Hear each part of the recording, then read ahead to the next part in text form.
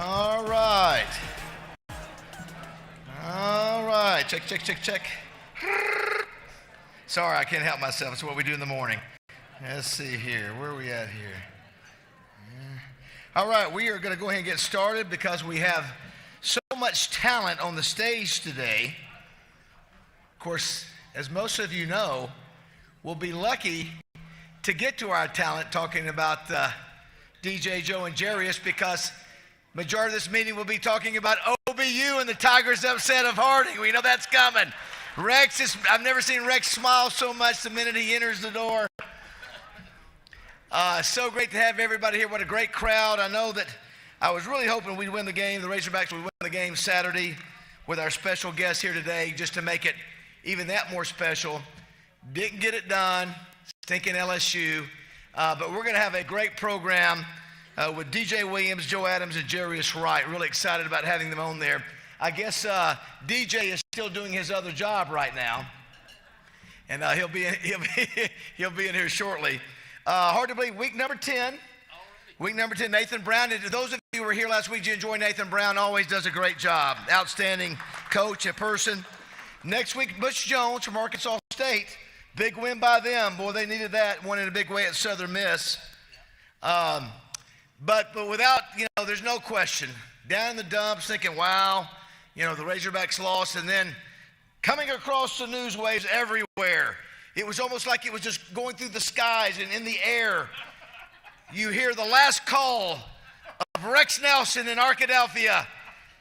Anita, if you will, please, take us to that moment in time down in Arkadelphia. 4th down and 5, straight drop back. Keyline's in trouble. He throws it, and it's incomplete.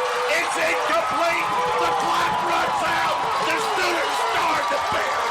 Down goes number 1. Down goes number 1. Painted purple, baby. How about that? Listen, Rex's voice was shot. You're giving up for Rex. You can tell his voice was shot. I think the last words were painted purple. You're a little rough in there. You must have been really talking hard, but what an exciting win. Can't wait to hear back to them.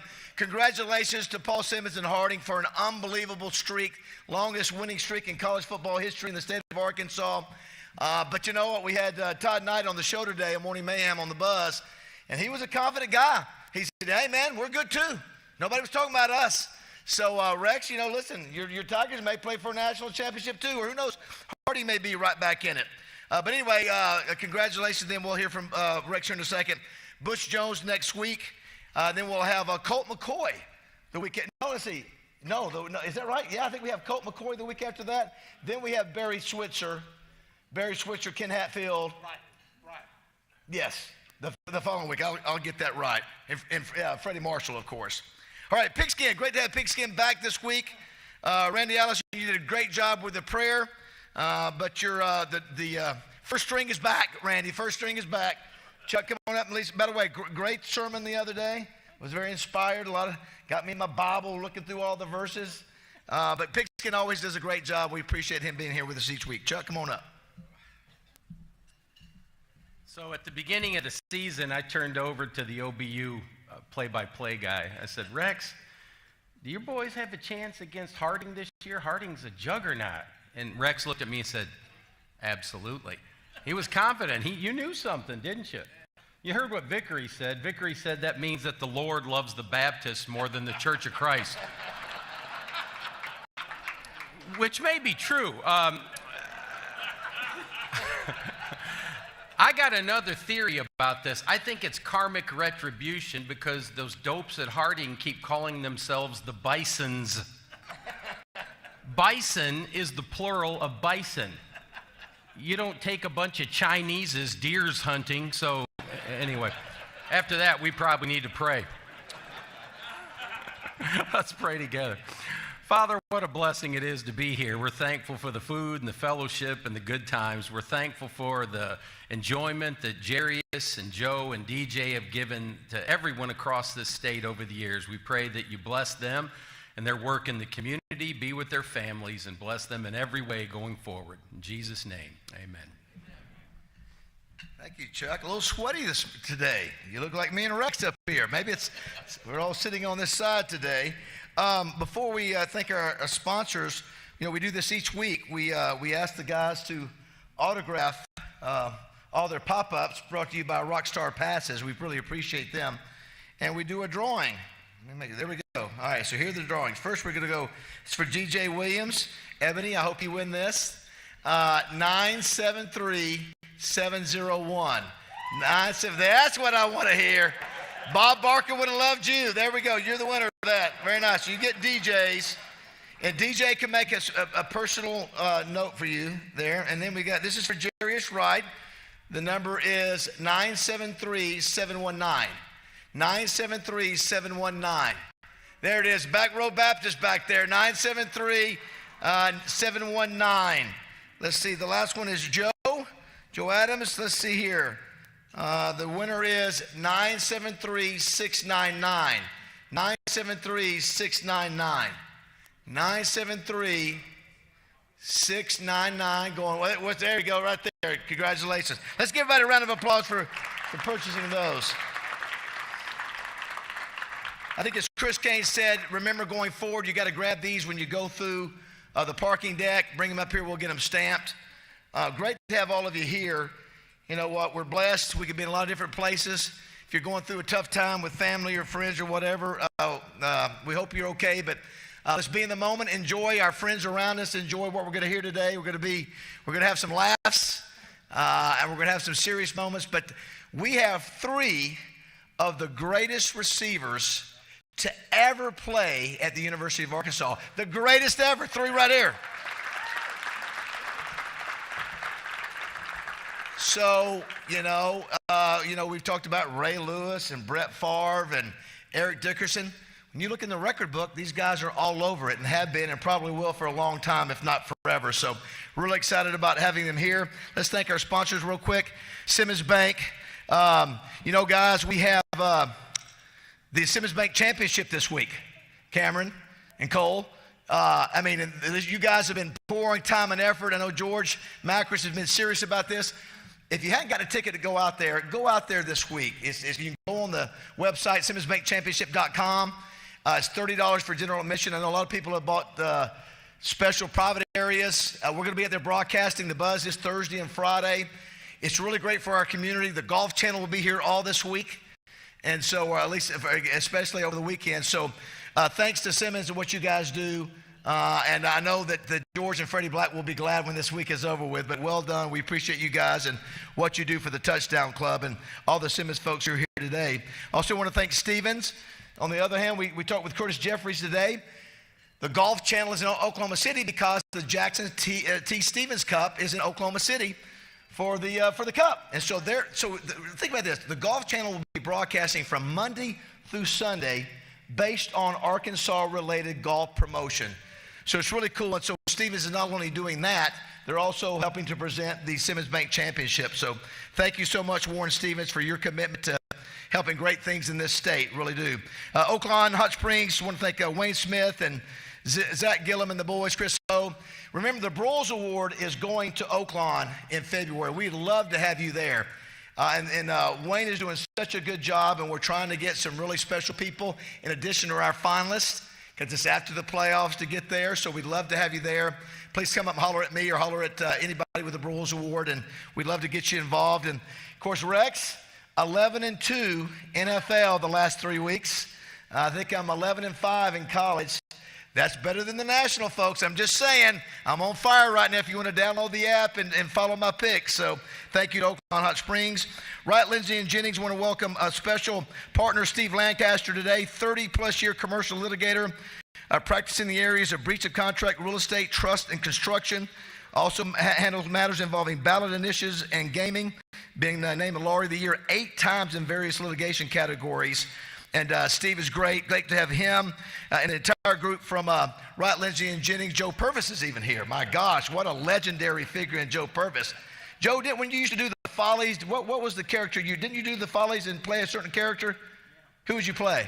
Gridiron, Jennings You play Jennings Osborne. May he rest in peace. I'm sure Jennings loved you for that. Also, Judy Henry represented Joe Adams when Joe was in the NFL. So great connection there.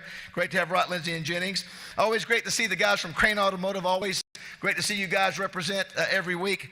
20 dealerships across the state, 1,000 employees. They're going to sell up to 25,000 cars this year.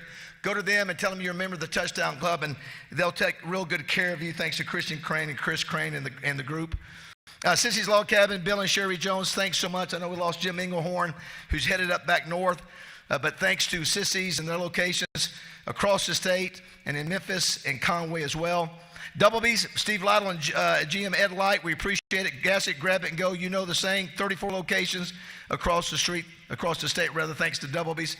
Summerwood Sports, just talked to the Hendrickses. They're getting closer in their third gymnasium. If you're thinking about doing a tournament or any kind of practice session or competition, it's one of the finest facilities in the country. Call Summerwood Sports, thanks to their support. Roller Funeral Homes, I just was told, they have been voted best funeral home by Arkansas Gazette readers, Democrat Gazette readers, Rex, for an unmatched 25 consecutive years in this state.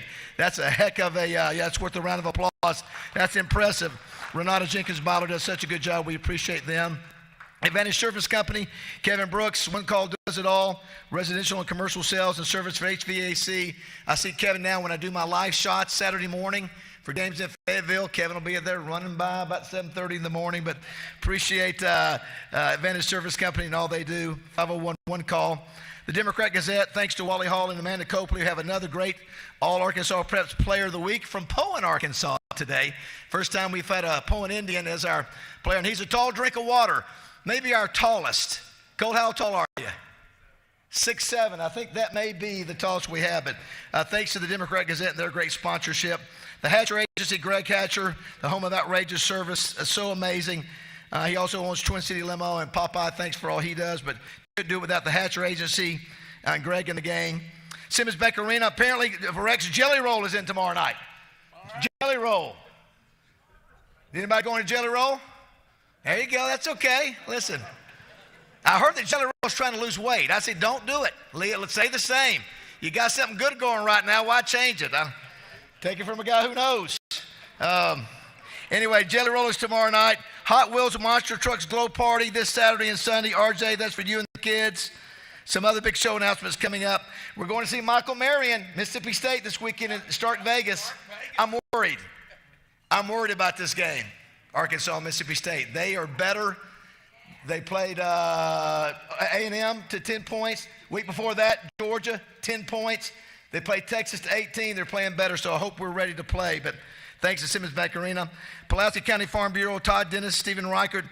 Todd is going to have a special guest in 2 weeks. He was honored at the stadium Saturday night and got the biggest round of applause, even more than Coach Cal.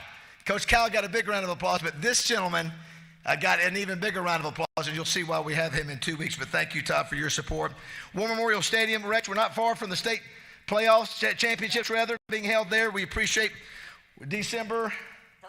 First two weekends in December. Thanks to War Memorial and John and Mark and the gang over there. Arkansas Urology, guys, get your checkups. Mine is coming up next week. I'm ready to go. Do what's necessary as a man. But appreciate Arkansas Urology. We couldn't have the live broadcast without them. And then 103.7 The Buzz.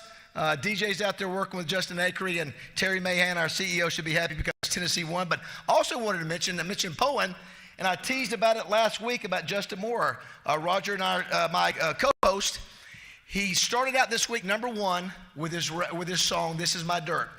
And he said, you have to stay number one for 6 consecutive days. And he said, if I get to Saturday night and it's still number one, it will be my 13th number one. So I'll come back, and Justin sent us a text Sunday morning and said, it's another number one, boys. So 13 number one hits for Justin Moore. How about that? That's outstanding. I said, listen, that's nice to have a little good news after coming in after the LSU game, right? I also want to thank AY Media, Heather Baker, and her amazing and passionate support of the Touchdown Club, AY Magazine, Arkansas Money and Politics. Arkansas PBS, talking about the high school state championships. Arkansas PBS will be covering all that. They do it great. I think we're one of the best in the country when it comes to PBS stations. So thank you guys in the back. Tanisha, Anita, Brian, Kevin, and the gang, thank you. DoubleTree Hotel, you're the best in the business. And, of course, Alicia Flynn is over there, JF Media Marketing. She's ready to send out anything exciting that Joe, Jarius, or DJ will say today. And we've had some good things that were said. You know, a lot of people got mad last week about Nathan. Did y'all hear about this? You remember what somebody said that got sort of, you know, what he might have said that got people mad? So he said, I get the Razorbacks. He said, I get that. He said, I grew up watching Cedric Cobbs. I love it. But he went on to say, we're the winningest program, Division I program in the state for the last 10 years. Well, oh boy, that said it all. I think, what do you have, 100,000 hits, I think. But he didn't say anything wrong. He didn't say anything wrong. So, but thank you, Alicia, for doing such a great job of getting those out. Let's give a big round of applause for all of our sponsors, if you will. And our amazing Touchdown Club team, Dwayne Duncan, Chris Kane, RJ Hawk, Wes Sutton, and the most amazing volunteer team. If you don't mind, if you're a volunteer, we do this about once every 3 or 4 meetings. If you're a volunteer that does this for free, every week, you get here 2 hours before, you set up the tables, you do all the check-ins. Stand up and let's give our volunteers, led by Debbie Wyman, a big round of applause. Come on, guys, look at there. Could not do it without those folks right there. They are the best. All right, RJ, if you'll come up and recognize our All-Arkansas Prep Player of the Week at this time. Thank you, David. As David said a minute ago, we've got Colt Barrett from Poen here today, and this might be one of the most athletic families in the state because not only is Colt here, but he said, you know what, I'm going to bring my sister as well, who's one of the top girls basketball players in the state, and she's only a 9th grader. So I imagine if we ever have the tip-off club or something like that, we'll be honoring her as well. But let's get to Colt, because he's had a great couple of weeks. 2 weeks ago, they played Hazen. They won that game 42-20. If you keep up with high school football, you know Hazen in Class 2A is a really, really dominant team over the course of the last 10, 20 years. Well, in that game, Colt was 25 of 40 for 403 yards and 6 touchdowns as they won 42-20 in that game. Well, we fast forward now to Carlisle, the number 1 team in the state. They played them this past Friday night. Carlisle was only allowing 30 yards a game given up in the passing game. Well, Colt comes out, and they did lose the game, but it was very competitive. But Colt did have a good game, 19 of 32 for 241 yards in that game. He also rushed for 3 touchdowns. He only has 2 interceptions on the entire year this year. So with all that being said, in 2 weeks, 644 yards passing and a total of 9 touchdowns in 2 weeks. His mom, Jacqueline's here. His dad, who is also the head football coach, Vic, is here. And his sister, Kennedy. Your All-Arkansas Preps Player of the Week is Colt Barrett from Poen.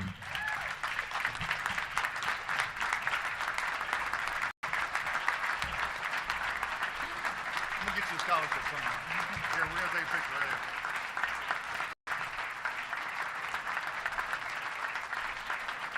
Good job, bro. You know, that must be a little challenging when you're the quarterback and your dad's the head coach. I'm sure that's one of those things where I don't want to go home and hang out with Dad if we've lost the game. He just hugs you and gives him a big hug.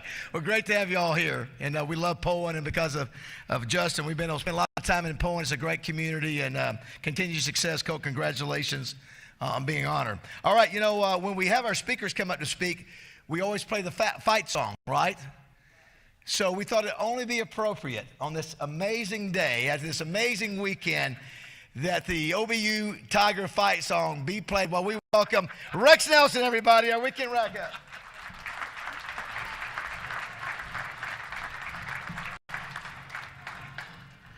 All right, thanks, David. Appreciate it. I don't want to clarify something.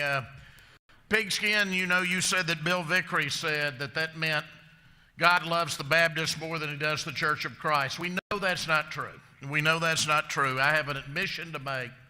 You know, my wife and both of my sons are Catholic.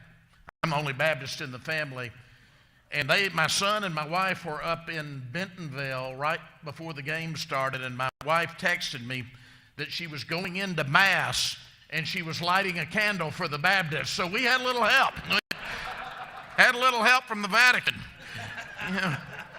Just wanted you to know that. Being the only Baptist in my family, my late mother, by the way, was a hard-shell Baptist. You remember the old Dana Carvey character church lady on Saturday Night Live? It was based on my mama, David. She was church lady. And, of course, I would always attend when my boys were growing up. I'd attend Holy Souls, attend the Catholic church with the rest of my family. And my mama would ask me, she would say, now tell me again why you're attending the Catholic church. And just for the shock value, I'd say, Mama, because I like the drinking and the bingo parts. All right, let's get to it. A couple of big games in the state. We will start in Fayetteville. LSU 34, Arkansas 10. LSU goes to 6-1 after losing that opener on Labor Day weekend. They hadn't lost since. 3-0 in the SEC. Hogs are 4-3, 2-2. Razorbacks through the decades have played consecutive top 10 opponents 17 times now and have yet to sweep the two in a row. One of these days, David. LSU, though, dominates time of possession, 38-51 to 21-09. 8th LSU victory in the last 9 meetings. One of the keys was LSU was +3 on turnovers. Turnovers are so important. Outgained the Hogs 384 to 277. It was the fewest Arkansas rushing attempts in a game since 2018. But chance to get well in Stark Vegas, as you said, David. Can't take anything for granted, but I think this is a get well week. All right, let's go down to Arkadelphia for the other big game. The biggest game in small college football in the country was right here in Arkansas, which is kind of exciting for our state. You saw the students rush the field after the game. Now, it is small college football, David, so I understand that the Great American Conference fined Ouachita $250 after that. So, Ouachita 17, Harding 13, and the longest college winning streak in Arkansas history comes to an end. It had been Arkansas, you remember, at 22. Harding passed that. It was a 25-game streak that comes to the end. Harding came in having scored 51 touchdowns in its first 6 games. 51 in 6 games. They score 1 touchdown on their first possession on Saturday night. They rushed for 218 yards. That was 242 below their season average. But still, a great team, 2 great small college teams, either of which, David, could get hot and win a national championship. Small college football is alive and well in Arkansas. As David mentioned, ASU goes to 4-3 overall, 2-1 in the Sun Belt. A very important 44-28 win at Southern Mississippi. Golden Eagles fall to 1-6. Jalen Rayner, the ASU quarterback, 20 of 31 passing, 186 yards and 3 touchdowns. UAPB falls to 2-5 overall, 1-2 in the SWAC, a 31-21 loss at Grambling. Meanwhile, in the Murphy USA Classic at El Dorado, both SAU and Henderson were ranked 24 and 25 coming into that one. Southern Arkansas moves to 6-1, 42-19 over 5-2 Henderson. Mule Riders got a great quarterback named Judd Barton. He had 163 yards passing, 126 yards rushing on Saturday afternoon in El Dorado. So among your Arkansas teams, here are the records right now. Ouachita's 7-0. Harding and SAU, who play this week in what should be another good game, are both 6-1. Henderson's 5-2. Tech is 4-3. UAM is 3-4. So 5 of the 6 teams in the state in Division II have winning records right now. Among our Division III and NAIA schools, Hendricks falls to 3-4, 1-3 in conference, a 35-18 loss to Center College out of Danville, Kentucky. Lyon falls to 1-6, 0-5 in conference, a 28-21 loss to Centenary. Arkansas Baptist falls to 1-6, 0-5 in conference, following an 85-12 loss to Ottawa of Arizona. Now, back to the SEC. What a great weekend. I mean, so many teams near the top right now. It has been a great, unpredictable season. I don't think any of us could have seen, maybe Georgia winning, but not dominating like they did at Texas. Georgia 30, number 1, Texas 15, and the Texas fans not ready for that. They'd had too many shiners and started throwing the cans on the field after a certain call you may have seen. Bulldogs, though, moved to 6-1, 4-1. They've won 3 straight since that Georgia loss to Alabama. Get this. This was the most lopsided loss by a number 1 team at home since 1982, when Notre Dame beat Pittsburgh, when Pitt was number 1. Texas falls to 6-1, 2-1. And how about Tennessee over Alabama? 24-17, Volunteers 6-1, 3-1. We know who that loss was to. Alabama now 5-2. How long's it been since I've said this? An Alabama team 2-2 in SEC play. Tennessee outrushed Bama. Get this, 239-89 in that game. So it was not a fluke. Texas A&M 34, Mississippi State 24. Aggies are 6-1, 4-0 in the conference, having won 6 in a row now. Bulldogs fall to 1-6, 0-4 in conference. But I agree, David, they're dangerous, but they have lost 6 games in a row. Missouri 21, Auburn 17. Missouri scored with 46 seconds left in the game. Auburn had once led 17-6 in this game and let it go away. Auburn falls to 2-5, 0-4 in the SEC. Might be a little heat being turned up to melt the freeze, so to speak. Missouri is 6-1 and 2-1 in conference. South Carolina, how about going to Norman? Boy, welcome to the SEC, OU. 35-9. Gamecocks jump out to a 21-0 lead with 2 defensive scores in the opening minutes. OU 4-3 overall, 1-3 in conference, and the heat turns up on Coach Venables right now. South Carolina led that game 32-3 at halftime, and I understand most of the fans left at halftime. South Carolina 4-3 overall, 2-3 in the conference. Florida beats Kentucky 48-20. Wildcats fall to 3-4, 1-4 in the conference. Florida is 4-3, 2-2 in conference. So the Billy Napier death watch is on hold at least for a week or so. Vanderbilt 5-2, a non-conference win, 24-14 over 2-5 Ball State. So Arkansas at Mississippi State, Missouri at Alabama, Auburn at Kentucky, LSU at Texas A&M, Oklahoma at Ole Miss, and Texas at Vanderbilt.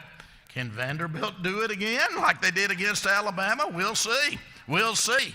Here in the state, we have a big listing of games. So no excuses this week. You got Troy at ASU, North Alabama at UCA in an important game, Mississippi Valley State at UAPB, Southern Arkansas at Harding in a huge game, as I said, Ouachita at Arkansas Tech, UAM is at Henderson, and Langston is at Arkansas Baptist. So games in Jonesboro, Conway, Pine Bluff, Searcy, Russellville, Arkadelphia, and Little Rock. That's 7 cities to choose from.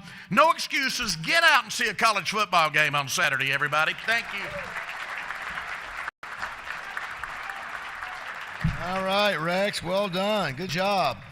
You want to recognize a few special guests before we bring up our guest. By the way, Cliff Harris was he was there. Of course, the stadium is the Cliff Harris Stadium, and it's great to have our buddy Cliff Harris and to be a part of that special night.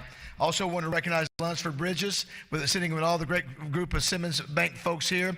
Lunsford was a big supporter of the Touchdown Club as we grew back over the embassy, back when he was the president of Metropolitan National Bank, and encouraged me, said, David, well, you need to go with Simmons. You need to go with Simmons when we sell this bank, and it was a good move. And Lunsford's still trying to make a difference in the community and the Razorbacks. So Lunsford, I appreciate you. Yes, round of applause, worthwhile for sure. Great guy. And besides our guest, we got DJ. Look at there. DJ's going to try to eat in 2 minutes here. It's okay. Do your best. You know, besides these three guys, the biggest celebrity in the room up until a few minutes ago was Roger Scott from Morning Mayhem. But let me tell you, once I saw this young man walk in here, it's not even close. Is there a Kane and Sandy sighting in here? Is Kane and Sandy here? Let's give it up for Kane and Sandy, everybody. He's the best. That's exactly right.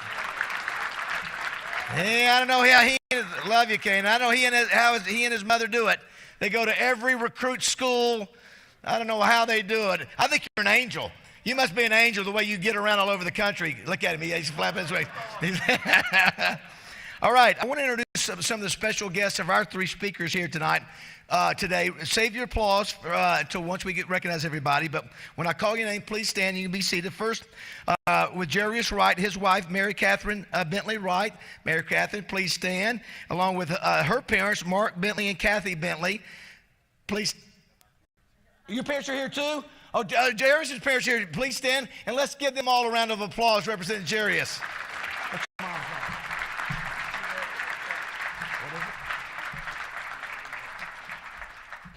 Jeanette and Joe, I apologize for that. It's all about preparation. I didn't have it in my notes, but great to have you guys. Great to have you on behalf of Jarius. Here with Joe Adams, his wife, Amani Adams, along with his brother, Ralph Hopes, right?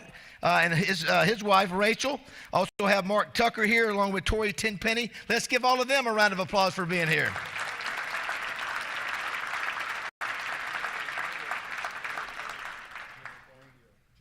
Yeah, I'm going to get him in a second. And then we're representing here with DJ Williams, his mother, Vicki Williams, DJ's sister, Valerie Williams, and DJ's soon-to-be wife at some point, Ebony Mitchell. Let's give them a round of applause. Ebony doesn't mind. Thank y'all for being here. Former Miss Arkansas. I tell you, they are the new power couple in the state. Listen, I've never seen a couple so happy in my life. I didn't know it was possible to be that happy that long. I'm just kidding, Jessica. Just a joke. Just a joke. Also, a former Razorback, a teammate of these guys. He came in from Mississippi Valley State, defensive tackle for the Hogs, Jared Green. Let's give it up for Jared. Jared, there he is right there. All right, Steve Sullivan put together, he puts together, guys, about a 90-second open for all of our speakers. Well, he was challenged because we have three here today. But I'm going to tell you what, it's fun to wait till you see this open and some of the plays. You know what the plays are. You've seen them before, but it is a treat to watch. So, Sully, if you will, give us the introduction of our great guest today. Jarius Wright is a product of high school receiver Central Warren. Fast, tough, and reliable. Just look at this catch. A first-team All-SEC player as a senior, Jarius ranks first in Hog history with 168 receptions and 2,934 receiving yards. Jarius went on to have a productive 8-year career in the NFL. Joe Adams was in the same recruiting class as Jarius. Few Hog players had as many wow moments as this former CAC star. This is part of the reason that Joe won the inaugural Johnny the Jet Return Specialist Award, but this wasn't Joe's only electrifying return at Arkansas. Adams back deep. Adams with it at the 45. Adams skipping. Adams gets outside. Watch out. Joe also returned a punt 51 yards for a score in the Hogs' Cotton Bowl win over Kansas State. Joe was a consensus first-team All-American as a senior. DJ Williams was the best tight end in college football in 2010. Arkansas's second Mackey Award winner caught 54 passes for 627 yards in that 2010 season. This two-time first-team All-SEC selection was also the recipient of the Disney Spirit Award, which goes to college football's most inspirational player. His post-football resume is crazy. TV morning host, radio host, realtor, podcast producer, and more. Together, Jay Wright, Joe, and DJ provided so many memorable moments during a great time in Hog history. Please welcome three local Razorback legends, Jarius Wright, Joe Adams, and DJ Williams.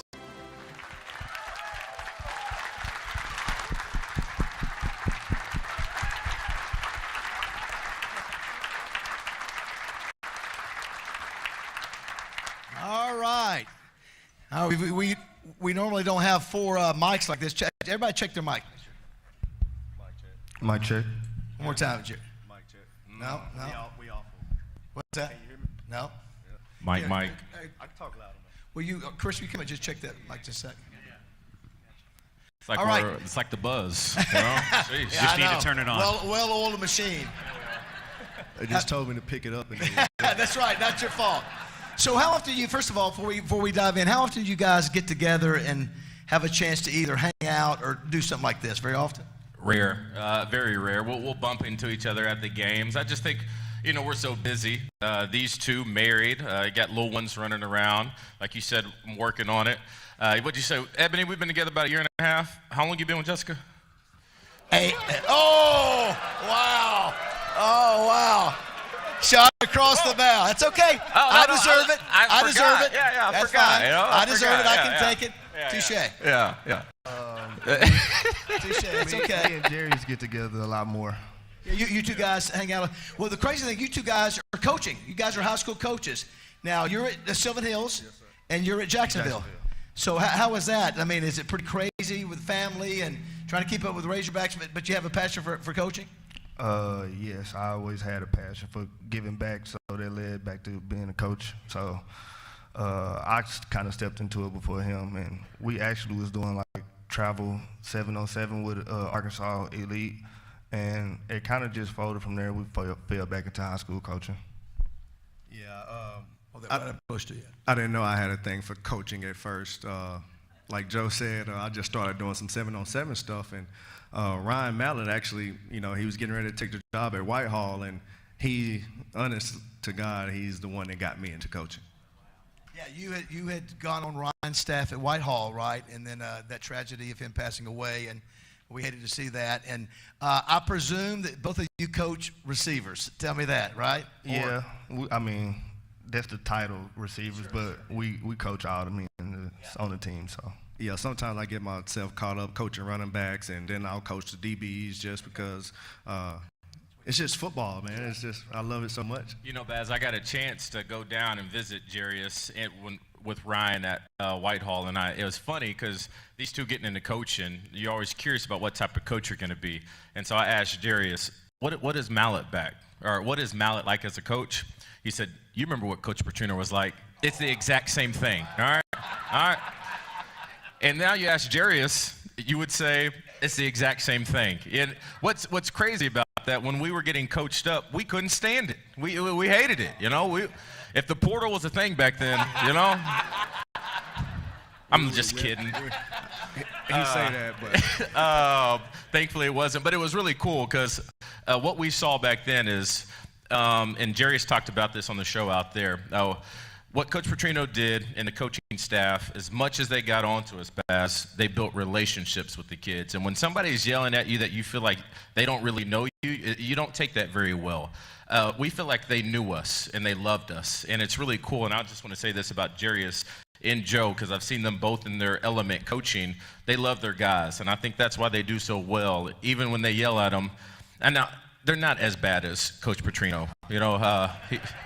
I wish he would kind of come back, that dude we were used to. But it's kind of special to see that kind of fall down into these guys right here, how they're teaching their kids now. And last thing before we talk about the LSU game, you had a little itch, I think, at one time about maybe coaching tight ends. Is that right, or am I just completely wrong on that? Yeah, if they called me today, I'd be gone. I told Justin, I love you, but we'd be out of the buzz. I'd quit KRK.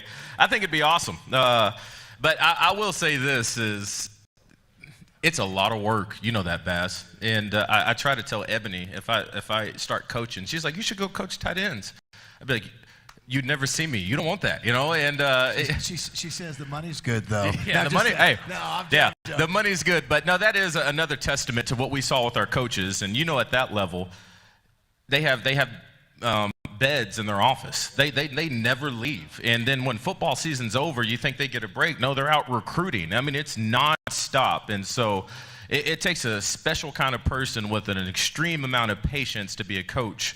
The patient part is what I would struggle with. All right, we'll start with Jarius and Joe. You guys have a lot of experience against LSU, play some great games. Saturday night, things didn't turn out so well. We'll start with you, Jarius. What was your evaluation of the game Saturday night? I just felt like LSU controlled the whole game.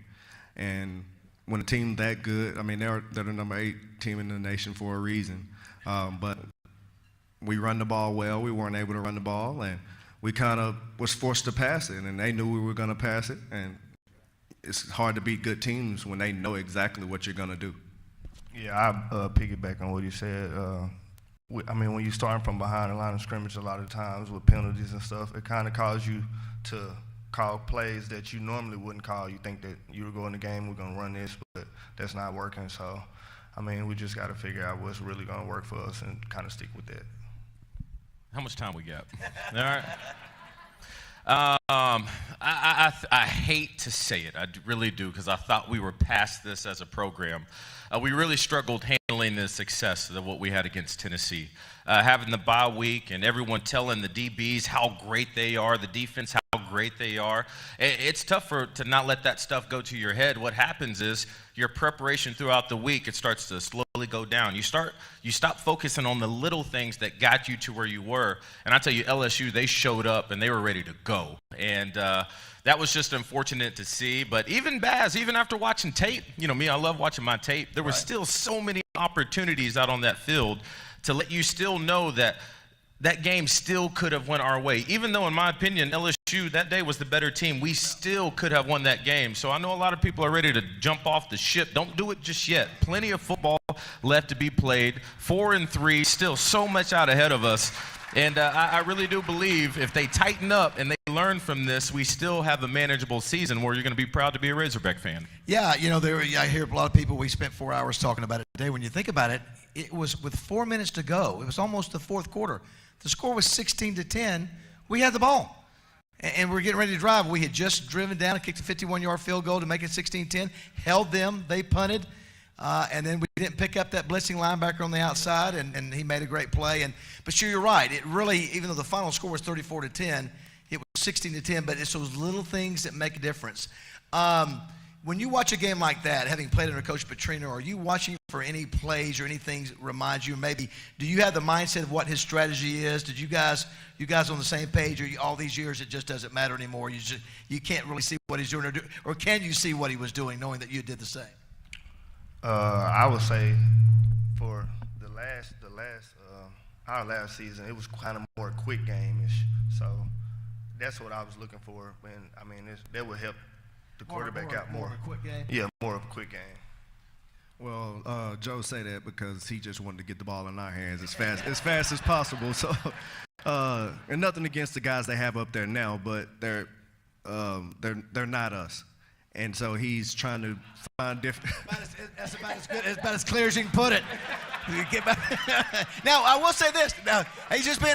He's the greatest. These are the greatest receivers we ever had. But I will say this: Andrew Armstrong has been the most consistent player, right? He's been great. I've enjoyed watching him play. Last year and this year, of course, he's continued to get better. And I think as an Arkansas receiver, watching another Arkansas receiver excel, I think the sky's the limit for the kid. And yeah, hello? Yeah, Coach P's pissed. I'll tell you that right now. You can see it on tape. I love why I get a really cool perspective, and I just like honing in on Coach P. And he's just throwing the thing around. And what happened is you asked us, can we see the things that Petrino did with us? Is it still being implemented on the field today? And the answer to that is yes. What was difficult, or what is difficult, I know is frustrating for him right now, all the plays are there. And I don't want to give him too much grief, but Taylon, he's just missing it. Sometimes holding the ball too long. He has guys, even when pressure's coming, if he just gets the ball out and trusts the process and trusts that offense. Now, obviously, when we're used to Mallet, he just picked it up like this, but people forget. He transferred, he came back, he set out an entire year and learn that offense. Casey Dick struggled with that at first, and it took him a while to kind of get into that groove. And with how complex Coach Petrino's offense is, it takes time to figure that out, which is hard for me to understand how we're going to do that moving forward, because in today's world, you may only get a guy for 1 year or 2 years, and then you got to worry about losing him in the portal. But the plays are there. It's just how long it's going to take for them to really understand the concepts. Yeah, his offense is very complex, and like you said, it takes time. Tyler Wilson had 4 years to learn it, and really 3 before he ever got the shot to actually get a chance to play that Auburn game where Malik gets the concussion, and we almost beat pretty much the best team in the nation that year. So it's going to take a little time, and the thing is, do we have time? That's the real question. Yeah. That's a fair question. The other thing is, you guys, we always talk about you guys and the quarterback. I don't hear a lot of talk about your offensive line. You guys had some darn good blockers, that you have in front. I think they're struggling a little bit on the O-line as well. I mean, LSU, once you can't run the ball like we did the other day, your defensive line or your coordinator, you're going to come after the quarterback, so they were harassing him as well. I think one thing that helped us last year is we did a lot of quick game for Tyler so that he could get the ball out of his hand, and that helped the offensive line so they wouldn't have those holding calls. So I think that's what I was trying to mention with the quick game with helping what we got going on now. I think we could kind of tap into that a little bit more, and it'll kind of take some of the pressure off of them. Yeah, it's interesting. You guys played with Tyler Wilson and Mallett, guys that didn't run, and you got a guy now who's expected to maybe run. I don't know. Did anybody notice the last 2 games? Not much run production from Taylor Green. And I don't know if that's because a couple times he had the chance to run and maybe he chose not to. I don't know, but he hasn't been the threat running the ball as he was the first few games. It's a little bit of a defensive design, too. I mean, they understand our bread and butter, and so they're going to make this guy throw the ball, make him throw the quick game. And, even to your point with Tyler Wilson, I mean, look at the record books. One of the greatest quarterbacks of all time. Just his name is everywhere. And even my senior year, his junior year, I believe, he'd be in the huddle and he'd call something and we all look at each other like, what the hell did he just say? And that was year 3 in the offense, him still trying to figure it out. Year 4 too? Yeah, I mean, yeah. It was fascinating. But to your point, what helps, yes, is a very strong offensive line. And I would say even outside of the quarterback, that's the biggest group, Baz, that would benefit from more time being together. They're the only position where it takes all 5 of them to be on the same page every single snap to make sure that one thing doesn't go wrong. And I talked to Grant Cook, former Razorback, about it all the time, and it's just, he said when we first got there, we had no idea what was going on in Coach Petrino's offense. By his last year, included me being a part of the blocking schemes, I understood this is how it gets crazy. Now I'm looking at safeties, right? This safety comes down just about 4 yards outside the hash. It alerts me, let me look at this Sam linebacker. He starts cheating over in a 9 technique. Now I know the defensive end is going to crash down. This guy's coming outside, but I don't keep that information to myself. I yell, shark, shark, shark. They pass that call down for the left tackle to understand, I know exactly what this guy's going to do. It takes time to figure that stuff out. And I think that's what they're missing up front right now. Everybody got that? It's going to be a quiz at the end of the meeting. I'll tell you one thing, too, that, boy, I think everybody in this room would agree, one thing that we've missed. I was very fortunate to play with some really good players in special teams when I played, but we haven't had a Joe Adams type special teams returner in a while, and that's something that really adds. I mean, you were an All-American. Yeah, you were the only return. He returned 4 touchdowns in punts in one season. I can't remember. I think we've had one punt return like in the last 10 years. And, Joe, I know you know how important the special teams are. Special team is very important. It's the only play that's one play that can change the outcome of a game. I think it's probably one of the most important things, not just punt return, just being on punt to stop the other team from returning or kickoff return. It all comes in together, ties in together. But we haven't had, I would say, a big turns like that for maybe since I was there.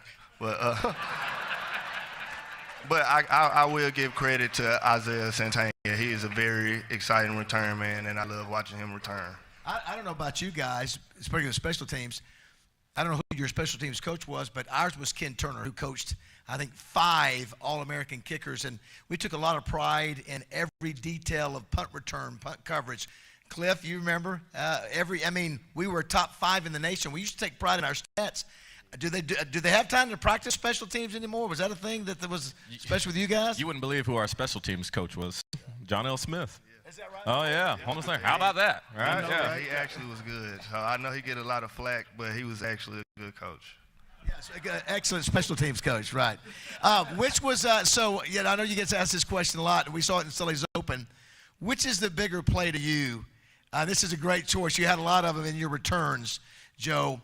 The punt return against Tennessee that many could say maybe the greatest punt return in the history of the game of football, or that we didn't come to paint and you burning the honey badger in Little Rock with Ron Mallett there in the fourth quarter. Which was your favorite?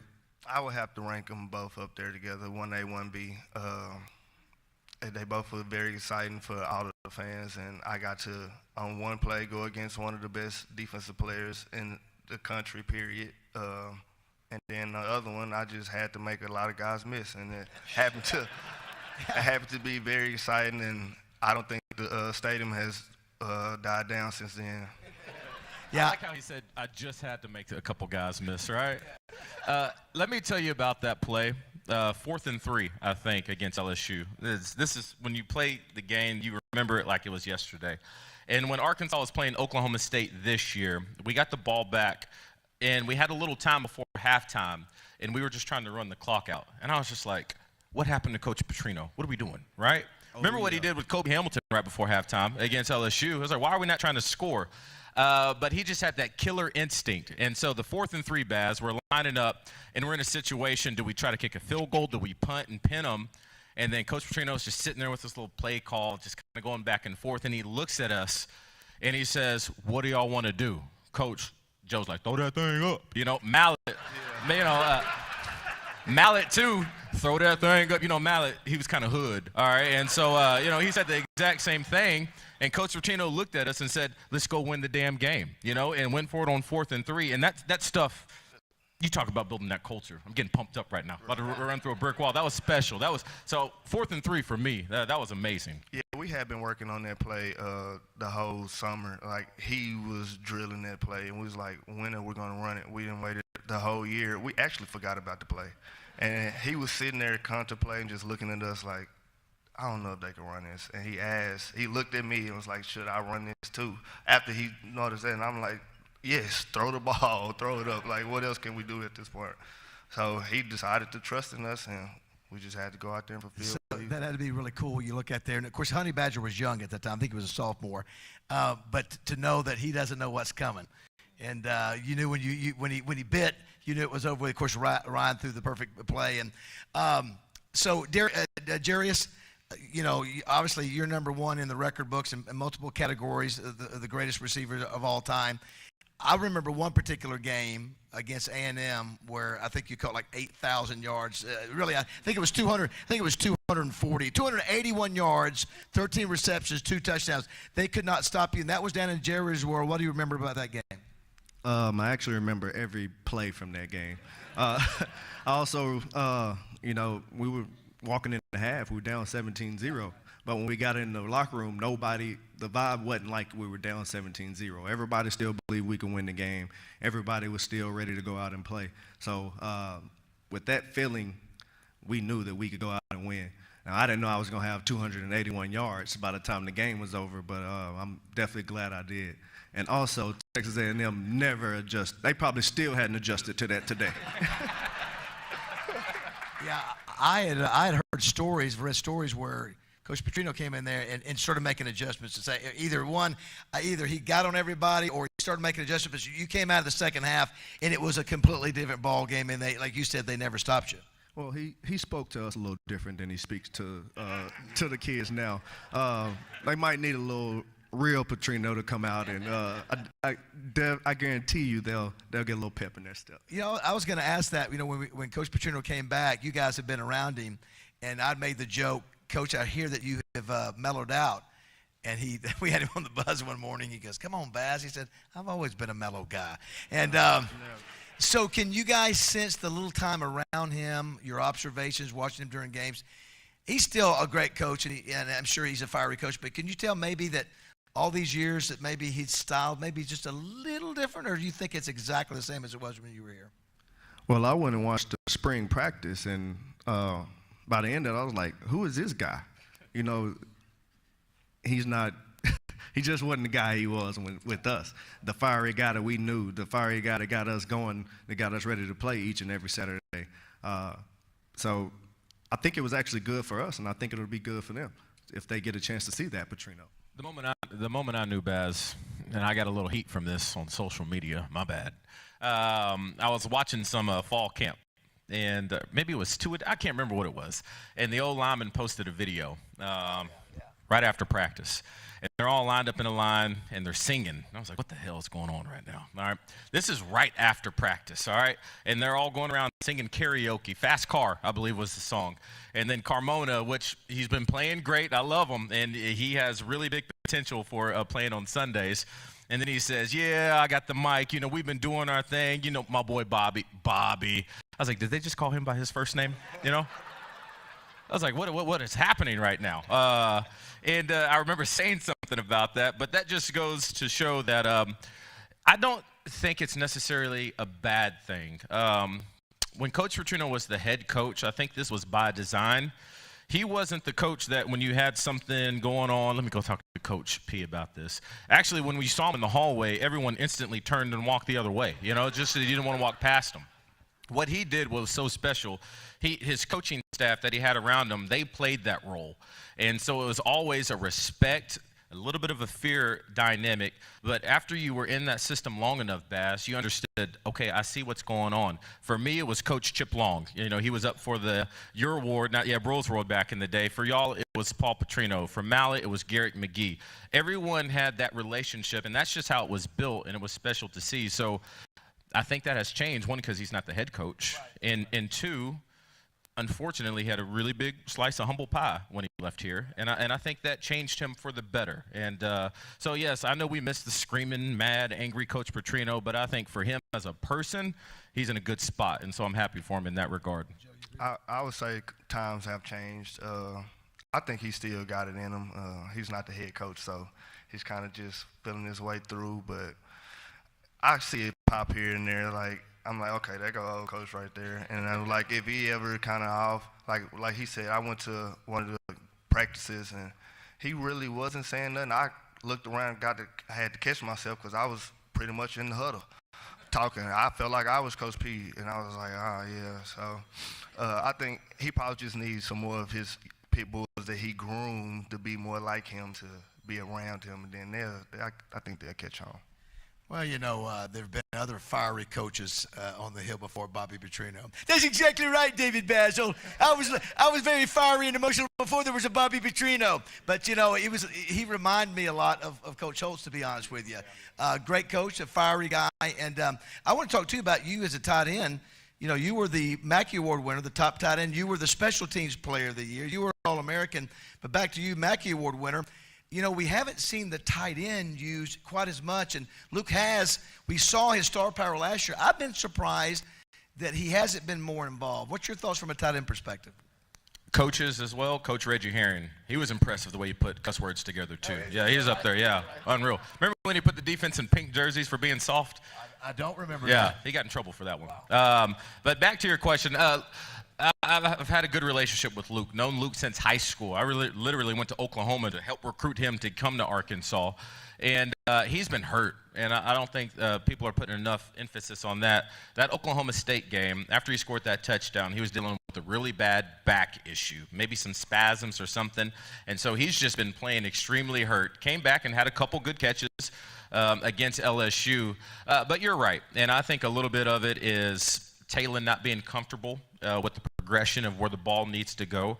What I've seen on tape is when he is the number one target in the progression, I think what most quarterbacks do in their first year, they go to where they're most comfortable. Andrew Armstrong. I mean, you talk about sure hands, and I get it. But I know I talked to Luke, and he is frustrated. He wants the ball. I'm glad that he does.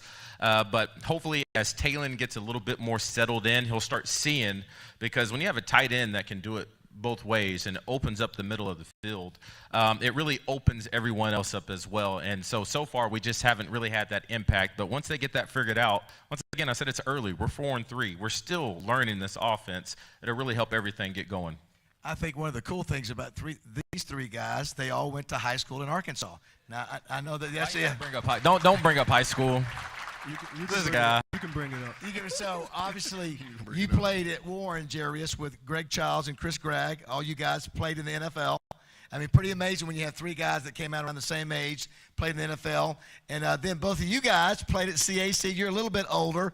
And that you all guys played in the NFL. It goes to show you that Arkansas talent is good enough to be the best in the country at college and be good enough to play in the NFL. Yeah, that high school game. Before we get talking about that. I don't know. Tell us about this high school game. Oh, we met in the playoffs against Warren. You know, CAC, coming back at it. We were in the state championship the year before. The path went through Warren. And we were get up. Jarius was quarterback, and I was defensive end, and I played tight end, and I was trying to knock this guy's head off, all right? That was my main purpose. Let me light this little dude up. And big fights going back and forth. Greg making plays, Joe making plays. We get to halftime. It's 42-0. All right, and Warren's wearing us out. We had no answer for him. First of all, he didn't even have to be accurate. All he did was just throw it up. And Greg Childs and Chris Gregg caught every single play. And I remember we're at halftime. Jasper, you remember Jasper? He was our running back. Come on, guys. We got this. We coming back. We coming back. Into the game, it was 42-0. Yeah, nothing changed. Yeah, that was tough. We were underhanded when we went down there. Yeah, it wasn't really pretty much nothing we could do about that. But, I mean, it was a game, and they won that game. And we would have had a chance to meet up again next year, but neither one of us made it. I will say DJ gave me the hardest high school hit I've ever had. You felt it now. You felt it bad. I dropped back, took a 3-step drop to, of course, throw it deep like DJ said, and as I'm throwing it, he hits me right under the chin. And my whole chin just goes numb. And but I get up to Greg catching the ball running downfield, so. Now, I guess it's pretty clear to see these guys are not lacking in confidence, right? Oh, definitely. So I wonder today, in today's era of NIL and transfer portal, what it would be like for you guys. You guys talked about being Arkansans, and we've talked about being your loyalty to the Razorbacks. We'll start with you, Jarius. Just your thought about NIL and how it's affected the game and transfer portal as well. Well, this NIL stuff is it's a little crazy, and I think can kind of divide some teammates. It's just my opinion on it. But if I'm the offensive lineman looking at you making $500,000, but I'm protecting you and I'm just getting Wright's barbecue, I mean, and I'm just saying how it could be. Oh, no doubt, no doubt. But I like money too, so. But I think it can just, kind of pull people away from each other. And I think if you started with a cap, it would have been better. But now since you started with no cap, there's no way to actually cap it. And also the transfer portal is also ridiculous. It's not teaching kids life lessons, I guess I would say. Every situation's not always going to be great. You're going to have to face some adversity and get up the next day and play through it. And that's one thing that Bobby taught us. He's like, you're not going to like your boss every day. You're not going to get up happy to go to work every day, but you're going to have to smile through it and get up and work hard, just as hard as you did the day before. But I do think it's a little much. Joe? I mean, I'm kind of glad that they're getting money that they deserve. I feel like we should have got money, but I don't think we would have hit the transfer portal just because it was adversity. Like, there was a reason we came here together, because we wanted to have more than one or two guys that the defense can hone on. And I was glad to be able to come up here and play with him and play with the other guys that we had coming, because I had previously built a relationship with them already. So I would have had to do that somewhere else and meet new guys that I never even met before. So it was like it was meant to be here. So I could say the only thing that we was missing was getting some more checks. Yeah, Joe would have backed up the Brinks truck after that punt return at Tennessee. You ain't fooling me. Yeah, he would have been asking for all that money. I know Joe.